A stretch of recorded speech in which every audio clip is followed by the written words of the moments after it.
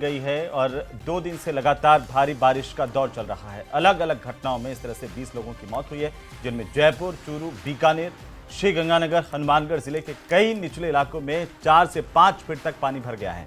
बूंदी में मेज नदी का जल स्तर खतरे के निशान से ऊपर बह रहा है। कई गांव का मुख्य मार्गों से मुख्यालय से संपर्क टूट गया है। इससे लोगों की परेशानी बढ़ गई है। ज्यादा बारिश प्राकृतिक आपदा है, लेकिन जिम्मेदारों की लापरवाही ने इसमें कोड में खाज का काम कर दिया है। जयपुर में भी भारी बारिश के चलते जलभराव और गड्ढे लोगों की जान के दुश्मन बने हुए हैं। सोमवार को भी पिंक सिटी में एक प्रमुख मेट्रो स्टेशन के पास सड़क का एक हिस्सा अचानक से धंस गया, जिससे लोगों में अफरा तफरी मच गई। जयपुर की मिर्जा इस्माइल रोड हो या फिर जेलन मार्ग, टोंक रोड जैसी सड़कें, जो जानी मानी सड़कें हैं, बड़ी सड़कें मानी जाती है, उन पर भी गड्ढे हैं जो लोगों के लिए परेशानी का सबब बन रहे हैं। ये गड्ढे सिर्फ लोगों के लिए जानलेवा साबित नहीं हो रहे हैं, उनके हेल्थ इश्यूज बढ़ते जा रहे हैं, गाड़ियां खराब हो रही है और शहर की शान पर जो बट्टा लग रहा है वो अलग है। आज इसी पर हम चर्चा करेंगे। पहले रिपोर्ट देखिए।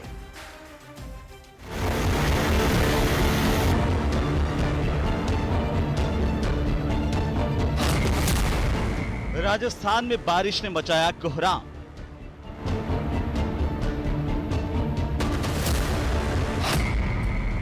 जनजीवन अस्त व्यस्त, कई लोगों की मौत। लोग इधर निकले इसलिए अंदर गिर जाएंगे। जयपुर समेत कई शहरों में बारिश से सड़कों का हाल बेहाल। यही हालत बहुत खराब है। अब बाकी देखो प्रशासन क्या करता है। उदयपुर, कोटा समेत कई जिलों में भारी बारिश का अनुमान।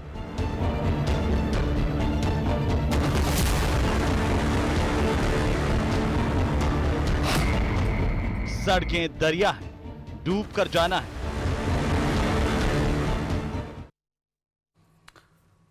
तो आखिरकार बारिश इस बार आफत बनकर के बरस रही है और इसमें सिस्टम भी उतना ही जिम्मेदार है जितना प्राकृतिक आपदा के तौर पर हम देख रहे हैं, क्योंकि पानी ज्यादा बरसा लेकिन उस हिसाब से हमारी तैयारियां नहीं रही, वो भी अब परेशानी का सबब बन गई हैं। हमारे साथ खास मेहमान आज की चर्चा के लिए जुड़ चुके हैं। मैं सबसे पहले परिचय करवा दूं आज के हमारे मेहमानों के साथ में। सबसे पहले आपको बता दें कि हमारे साथ ज्योति खंडेलवाल हैं, भारतीय जनता पार्टी के प्रवक्ता, और साथ ही हमारे सहयोगी भी हमारे साथ अलग अलग जगहों से हैं, जहां पर हितेंद्र शर्मा हमारे साथ जुड़ चुके हैं।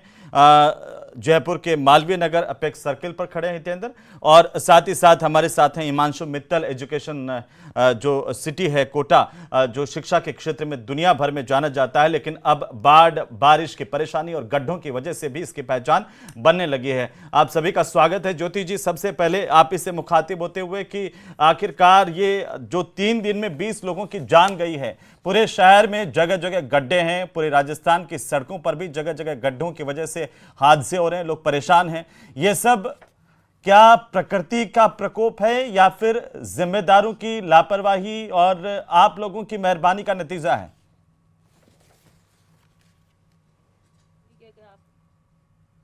इतनी जो बारिश हुई है और जो परेशानी लोगों को हो रही है, तो उसके लिए हम दोनों ही चीजों को हम कह सकते हैं कि दोनों ही चीजों का इसमें असर रहा है।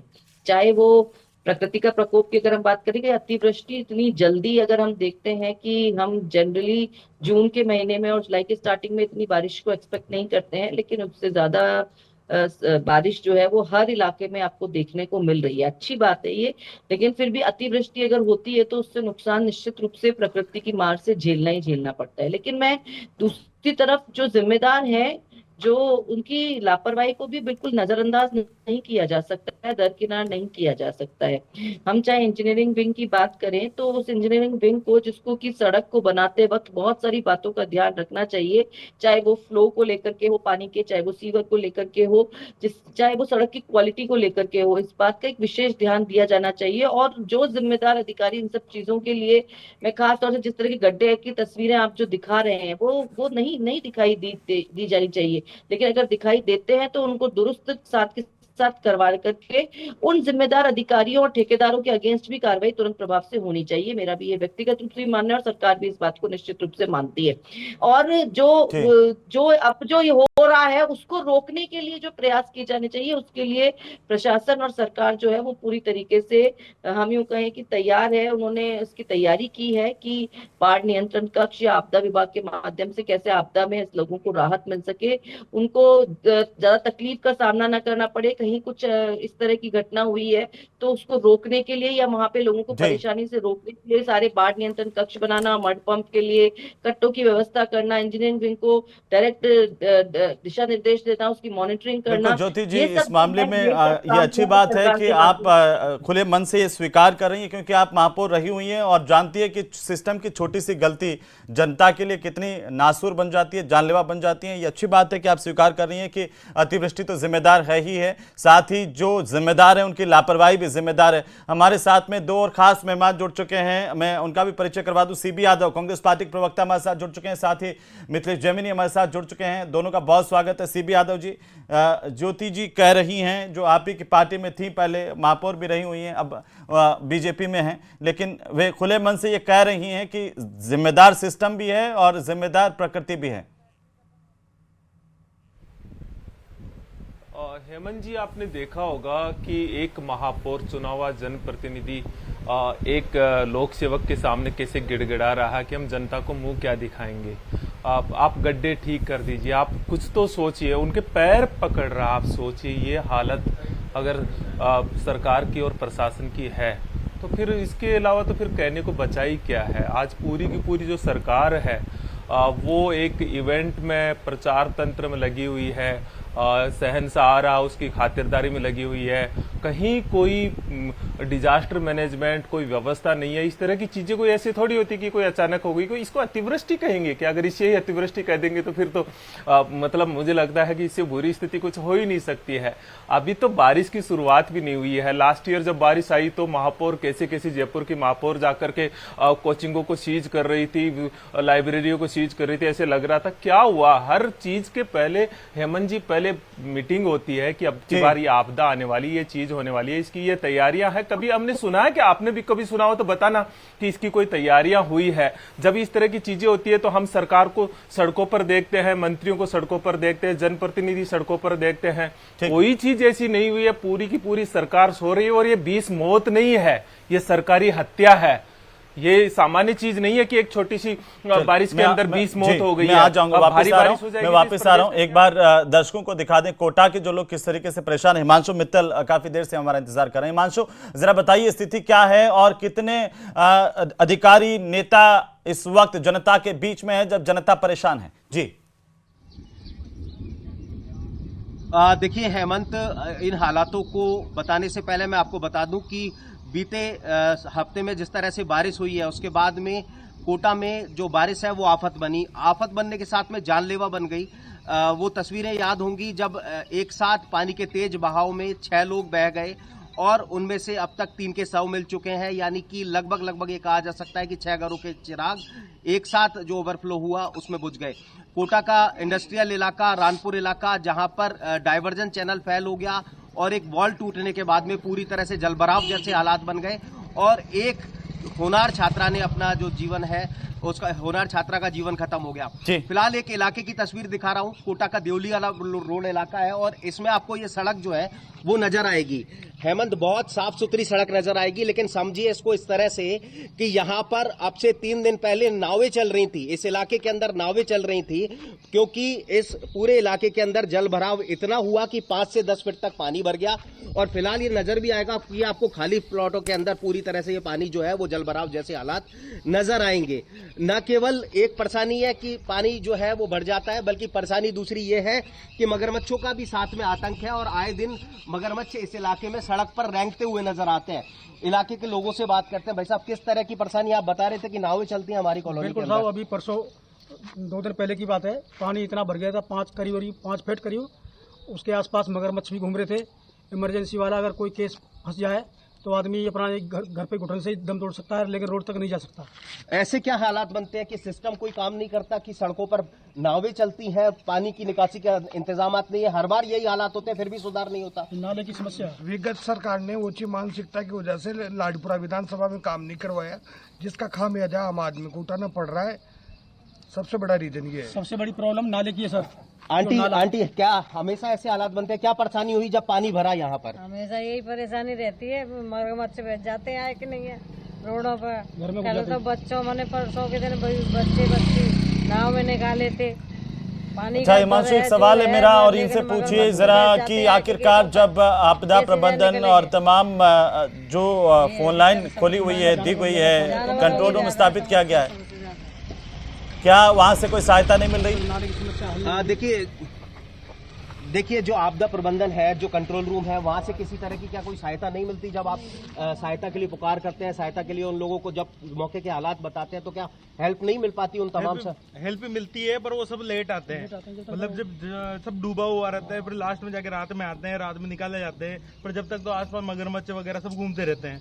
अब जिसको आना है ऑफिस से आएगा, वो घर पे जाएगा, बीयू बच्चों के पास जाएगा, तो कैसे जा पाएगा? ठीक है, पर उनको फिर वे क्या अंदर जाने नहीं देते, बाहर से निकालेंगे, अंदर नहीं जाने देते। ठीक है, यानी राहत तो पहुंचती है, लेकिन वो तब पहुंचती है जब हालात बिगड़ चुके होते हैं, और ऐसे में खुद के घर तक पहुंच पाना ही एक बहुत बड़ी चुनौती बन जाता है। ऐसे एक इलाके के हालात नहीं है, कोटा में करीब करीब 1 दर्जन से ज्यादा ऐसी कॉलोनियां हैं जिनमें इस तरह से जलभराव हो जाता है, और जलभराव इस स्तर तक होता है कि लोग पूरी तरह से पानी में डूब जाएं, लोग घर के अंदर कैद हो जाएं, उन्हें उनकी छत पर तक जाना पड़ता है। बिल्कुल, तो अपने आप में ये चुनौतीपूर्ण हालात हैं जो कोटा में हर बारिश के अंदर बनते हुए नजर आते हैं। बिल्कुल हिमांशु और हितेंद्र हमारे सहयोगी हमारे साथ बने हुए हैं मालवीय नगर एपेक्स सर्किल से। हितेंद्र, जरा हालात दिखाइए और क्या वाकई हमारा जो विश्व स्तरीय शहर है गुलाबी नगरी जयपुर, दुनिया भर में जो जाना जाता है अपनी खूबसूरती के लिए, उसके वाकई धरातल पर वैसे ही खूबसूरत हालात हैं, लोग खुश हैं?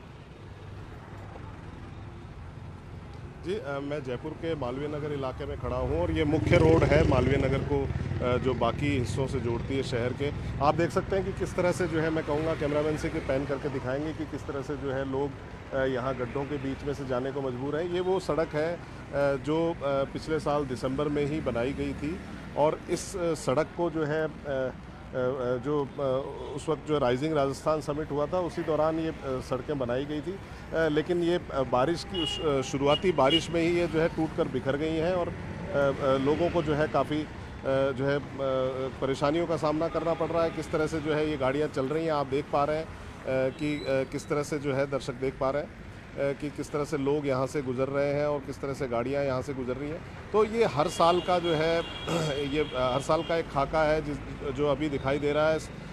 बिल्कुल वही हालात हर साल यहाँ रहते हैं, और इस दौरान जो है एक बात जो यहाँ सामने आई वो ये है कि जो रोड्स के दोनों तरफ जो स्टॉर्म वाटर ड्रेनेज जो है, ड्रेनेज सिस्टम जो होना चाहिए जिसके ज़रिए जो है पानी का निकास बाहर हो जाए, रोड से बाहर निकल जाए पानी, तो ऐसा जो है हो नहीं पा रहा है, क्योंकि निकास जो है जो पुराने बने हुए हैं वो बंद पड़े हैं, उनको साफ़ नहीं किया गया है। उसके अलावा जो है जो अभी लगभग पूरे शहर में, यूँ कहें जयपुर में 40% इलाके में भी, अगर एक आंकड़े की बात करें तो 40% इलाके में भी स्टॉर्म वाटर ड्रेनेज की जो है सुविधा नहीं है, ताकि सड़कों से जो है पानी जो बारिश का है वो बाहर जा सके। और बारिश का पानी जो है जो ये जिसको डामर की सड़क बोलते हैं उसके लिए तो उसको ख़त्म करने में जो है उसको जो है ख़राब करने में उसमें गड्ढों के लिए ज़िम्मेदार जो है वो पानी है, लेकिन उसके लिए ज़रूरी है कि स्टॉर्म वाटर ड्रेनेज जो है यहाँ इस इलाके में बनाया जाए ताकि पानी को जो है यहाँ से बाहर निकास किया जाए और रोड जो है सूखी रह सके। जी बिल्कुल, आप बने रहिए, मैं आऊँगा वापस। डॉक्टर मिथिलेश जैमिनी हमारे साथ बने हुए हैं, जुड़े हुए हैं। जैमिनी साहब, आपने भी देखा है, स्मार्ट सिटी ऐसी होती है क्या? कौन जिम्मेदार है?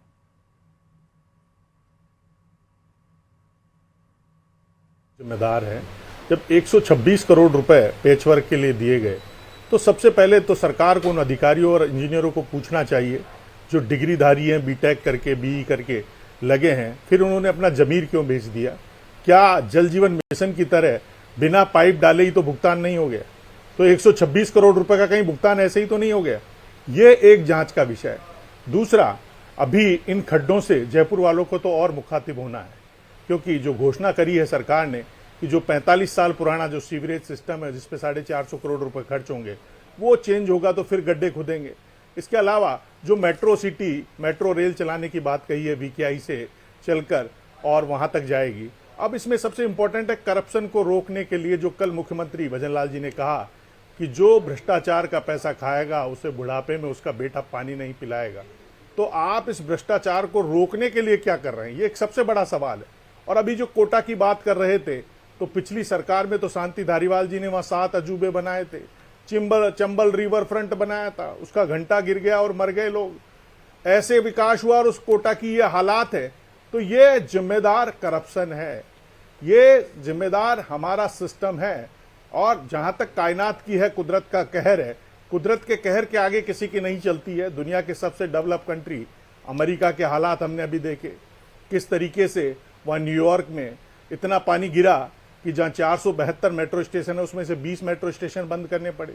न्यू जर्सी में एक खड्डे में गाड़ी गिर गई, 2 लोग वहां मर गए।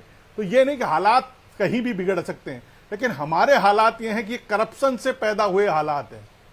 हमारे यहाँ किस तरीके से ठेकेदार, पानी किस बरसा है तरीके ना, से इंजीनियर, उसका यहाँ पर कुछ परसेंट ही बरस जाए तो और ज्यादा खतरनाक भयावह हालात हो जाएंगे।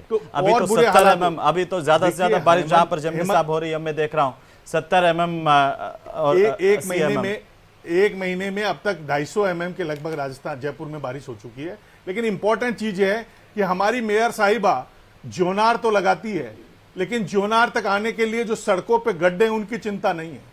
आप संस्कृति जब बचेगी कि वो गड्ढों से बचकर आपका चूरमा दाल बाटी खाने आ जाए। तो ये एक भजन लाल जी के लिए सबसे बड़ी चुनौती। कल ACB के दिवस पर उन्होंने भ्रष्टाचार के लिए बड़ी बात कही।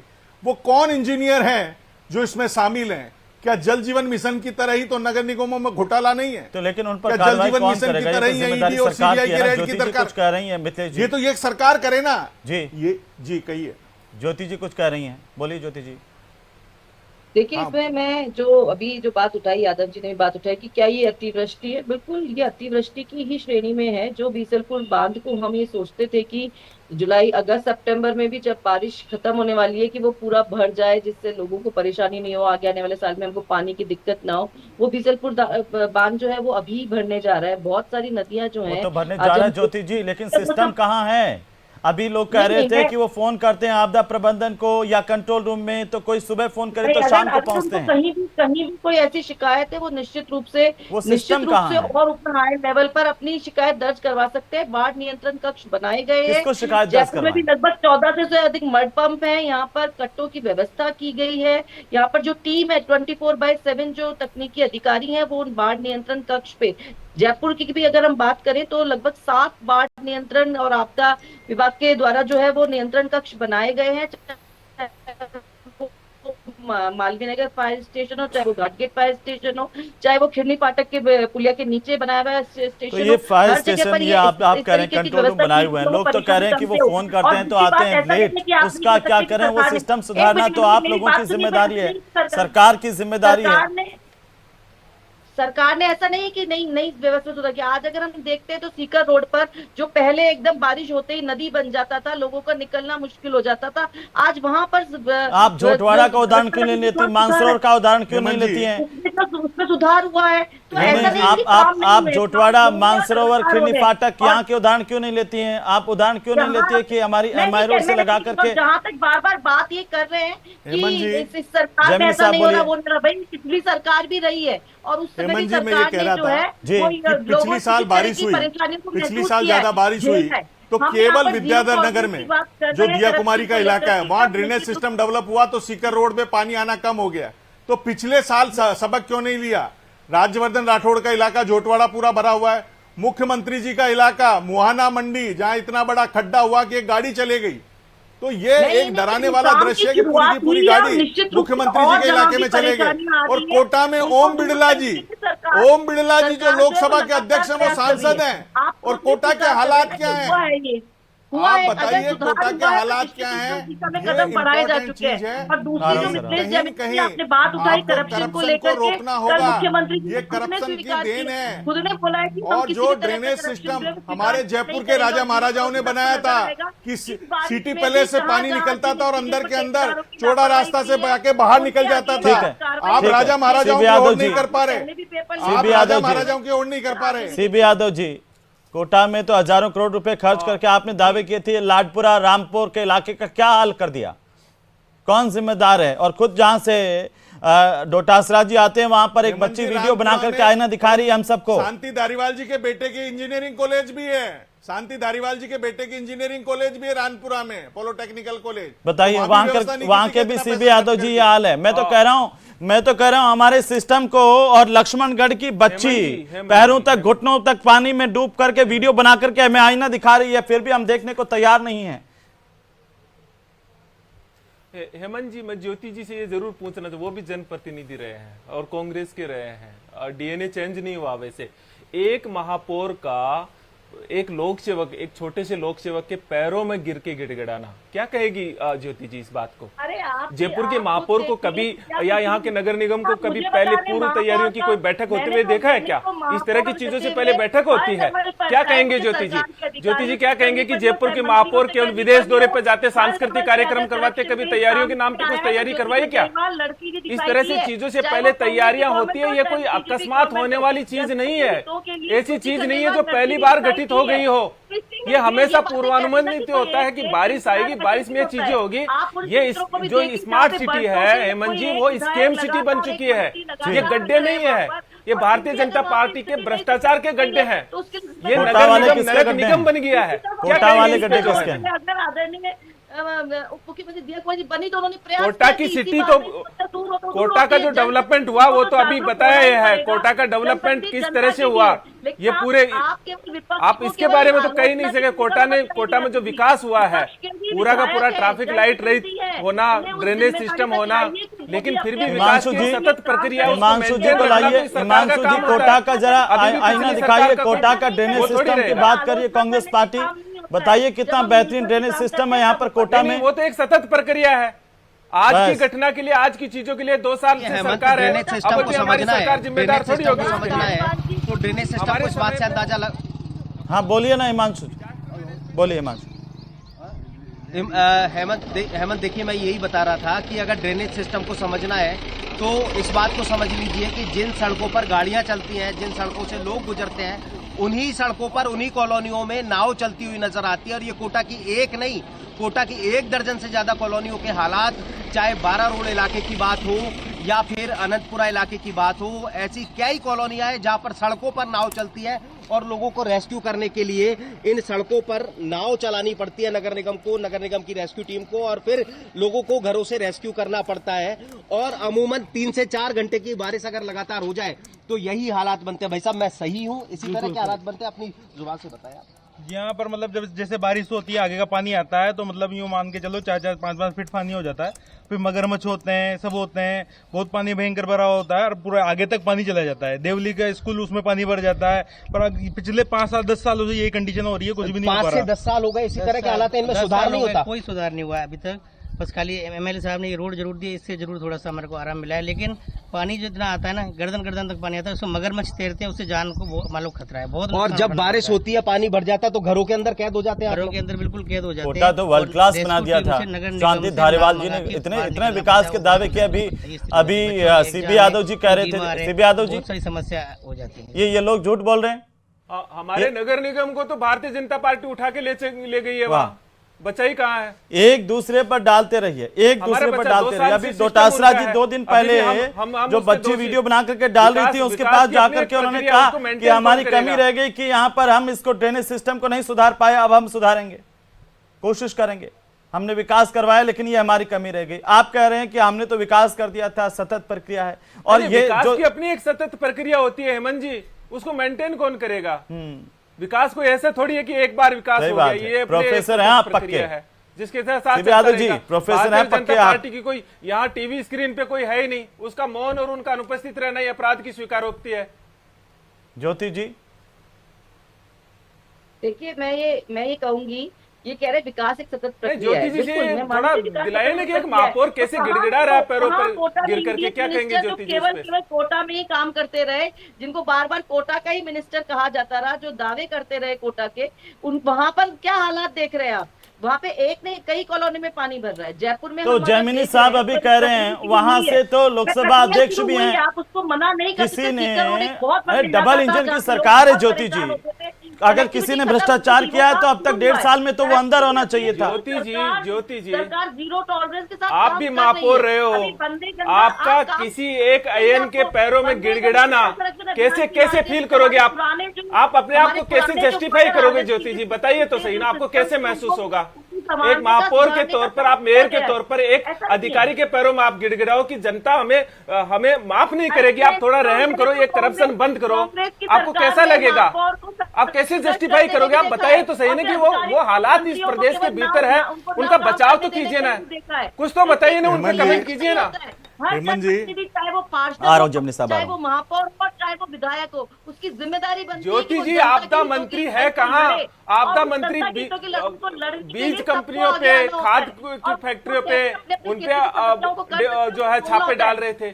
आज आपदा एक छोटी सी टिप्पणी में सुनाना चाहूंगा, मैं जमनी साहब के पास जाऊंगा, ठीक है? ये आपस में एक दूसरे पर डालने वाली राजनीति छोड़िए, जो सत्ता में है उसकी जिम्मेदारी लीजिए और जो सत्ता से चले गए वो भी जिम्मेदारी ले अपनी, दोनों, तब जनता का भला होगा। देखिए आपस में एक दूसरे पर डालने पर जमीनी साहब मुझे नहीं लगता कि जनता का भला होगा, लेकिन हिमांशु अभी बता रहे थे वो सच्चाई है, जो लोग बोल रहे हैं वो सच्चाई है, सुन लीजिए, दोनों सुनिए। ज्योति खंडेलवाल जी, ज्योति जी आप तो जयपुर के महापौर रही हैं, सुनिए हितेंद्र कुछ लोगों से बात करते हैं। ज्योति जी आपको कैसे लगी लिए चलता हूँ मालवीय नगर लिए चलता हूँ, मालवीय नगर की जनता, हितेंद्र कोई लोग हैं, पूछिए जरा क्या हालात है? जी मेरे साथ मालवीय नगर के कुछ लोग हैं जो मेन मुख्य रोड जो है, जो JLN मार्ग को एपेक्स सर्कल से जोड़ती है, उस पर मैं खड़ा हूँ और वहाँ पर कुछ लोग हैं, उनसे बात करते हैं। ये रोड कब बनी थी और जो है अभी क्या हालात हैं? 6 महीने पहले रोड बनी थी और अब बरसात में सारे रोड फूटा पड़ा है, अपेक्स सर्कल से लेकर के और मयूर गार्डन तक पूरा टूटा हुआ है। तो क्या हर साल यही हालात रहते हैं इस रोड के? हाँ, हर साल यही होते हैं हालात। सुन लिया। अभी किसी ने कुछ कार्रवाई की है, कुछ काम किया है? आपने शिकायत की होगी? नहीं, कोई काम नहीं हुआ, किसी को कह लो, कोई सुनने वाला है नहीं। लो अब किसको कहें जाकर के? एक टिप्पणी तो बनती है, ना तो निगम सुनता है, ना JDA सुनता है, ना कोई और अधिकारी सुनते हैं, तो कोई मतलब ही नहीं। ज्योति जी बोलिए तो सही। पार्षद है, विधायक है, मेयर है, आप ही कहे कि कोई नहीं सुनता है, ऐसा कह देने कहाँ सुन रहा है? वो झूठ थोड़ी बोल रहे हैं, कोई सुन रहा होता। बीजेपी के कालीचरण सराफ का इलाका है। नहीं देखिए यहाँ पर तो डबल इंजन का, यहाँ पर तो ट्रिपल चौबल इंजन लगे हुए हैं भाजपा के, उसके बावजूद यह हाल है। विधायक भी बीजेपी का, मेयर भी बीजेपी की, सरकार भी प्रदेश में। जैमिनी साहब जरा बोलिए, कुछ तो बोलिए। वहाँ पे पार्षद जो है वो बीजेपी का ही है। ज्योति जी आप सड़कों पे जाके देख लीजिए। मैं तो यही कहूंगा हेमंत जी, अब बातें राजनीति से ऊपर उठ के होनी चाहिए। आप AI के जमाने में रह रहे हैं। बारिश होने से पहले सरकार ये चेक करवाए AI सिस्टम से कि कहाँ पोल है, कहाँ नाले खाली हैं। तो आज सारी AI टेक्नोलॉजी बेस हो चुका है। साहब 6 महीने पहले जो सड़क बनी है वो टूट करके हालात क्या हैं, ये जिम्मेदारी अब कौन तय करेगा? सिस्टम नहीं है, अब ये जिम्मेदारी वही तो तय करेंगे। इंजीनियरों के खिलाफ एक्शन नहीं हो रहा, कौन ले रहा है? कोई नहीं ले रहा। आज तक बचाए जा रहे हैं, सरकार बदले हुए 18 महीने हो गए। यही हालात इन नगर निगमों की है, एक बार जो आ जाता नहीं है। इस गली में जो आ जाता है, ये गड्ढे न केवल जानलेवा है, ये वाहन भी खराब करते हैं, लोगों का स्वास्थ्य भी खराब करते हैं। सरकार को चाहिए कि इस पर ध्यान दे। बहुत शुक्रिया चर्चा में शामिल होने के लिए। अंत में सिर्फ आपस में जो एक दूसरे पर छीटा कसी वाली बात है, उस पर इतना ही कहूंगा कि सियासत इस कदर आवाम पर एहसान करती है, आंखें छीन लेती है और चश्मे दान करती है। नमस्कार।